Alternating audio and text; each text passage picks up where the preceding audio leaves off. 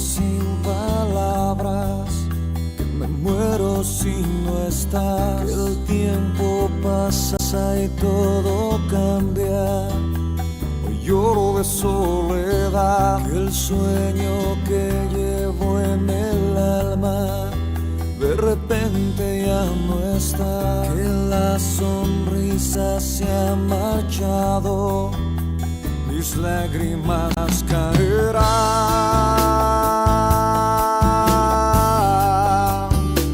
mis lágrimas caerán.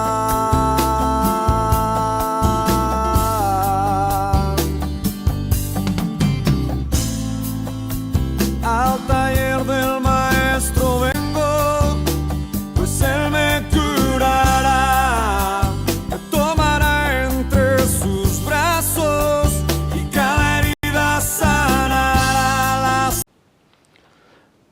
Buenos días, querida familia Casa Cristiana Piedras Vivas. Les saluda Franklin Loaiza. En esta oportunidad, continuando con esta serie de lecturas y comentarios a los diferentes libros de la Biblia, hoy trataremos sobre el libro de Segunda de Crónicas, capítulo 11. En este capítulo tiene como tema principal la obediencia a la voz de Dios que fortalece el reino de Jeroboam.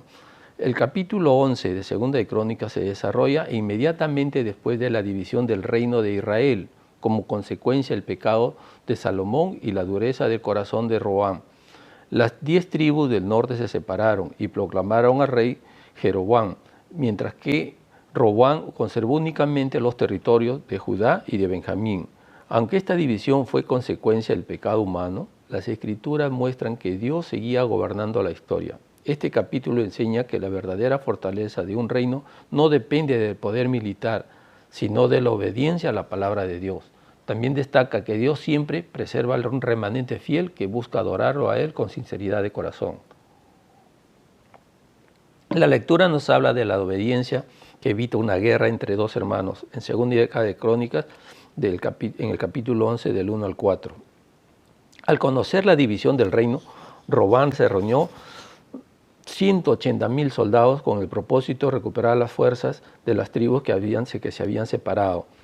Sin embargo, Dios habló por medio del profeta Semaías en el versículo 4.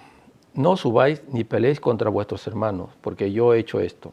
Este versículo revela la soberanía de Dios sobre la historia. Aunque la división fue consecuencia del pecado, Dios utilizó para cumplir el juicio anunciando anteriormente a Salomón.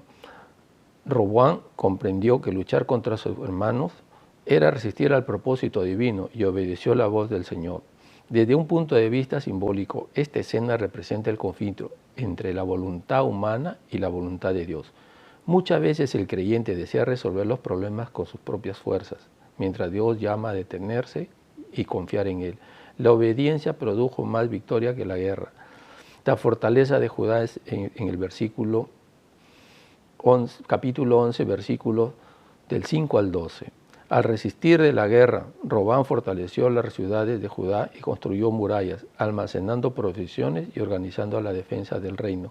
Estas fortalezas no solamente tenían una función militar, también simbolizaban la necesidad de fortalecer la vida espiritual del pueblo.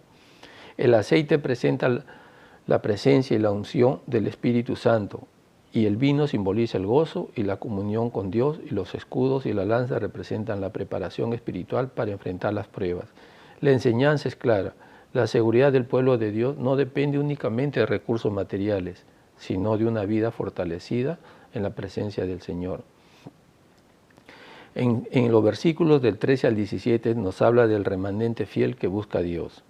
Uno de los acontecimientos más importantes del capítulo ocurre cuando los sacerdotes y los levitas abandonan el reino del norte para trasladarse a Jerusalén.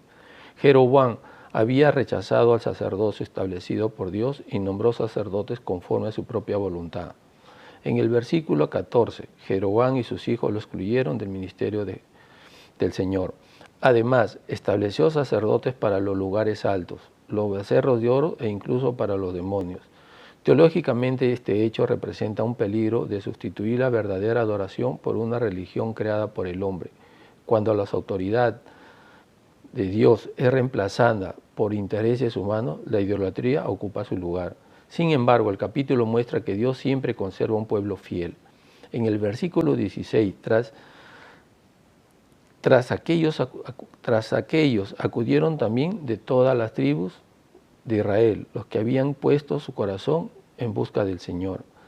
Este remanente dejó sus propiedades y comodidades para permanecer donde Dios era verdaderamente adorado. Este principio atraviesa la Biblia. Dios siempre preserva a personas que permanecen fieles, aun cuando la mayoría se separen de Él. Gracias a esta fidelidad, el cronista afirma en el versículo 17, así fortalecieron el reino de Judá. La fortaleza del reino no provino del ejército, sino la presencia de los hombres y mujeres comprometidos con Dios. La familia de Robán, como vemos en el versículo 18 al 23, los últimos versículos describen la organización de la familia real. Roboam tuvo numerosas esposas, concubinas e hijos, siguiendo una práctica común entre los reyes de la época, aunque el cronista registra estos hechos sin emitir juicio directo. La ley de Dios había advertido que los reyes no debían multiplicar esposas, porque ello podría apartar su corazón del Señor. También menciona que Roboam distribuyó a sus hijos por las ciudades fortificadas para consolidar su gobierno. Esta decisión demuestra cierta sabiduría administrativa, aunque no sustituye la necesidad de una dependencia constante de Dios.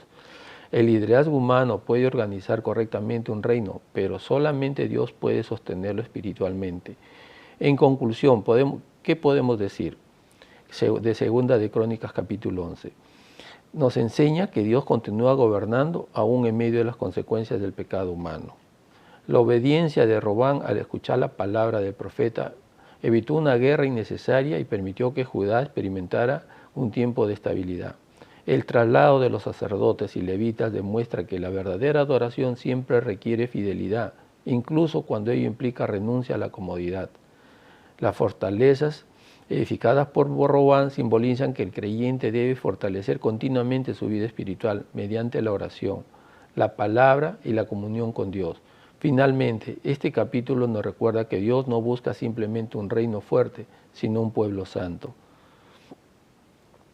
Muchas gracias por su atención, querida familia Casa Cristiana Piedras Vivas. Bendiciones para todos.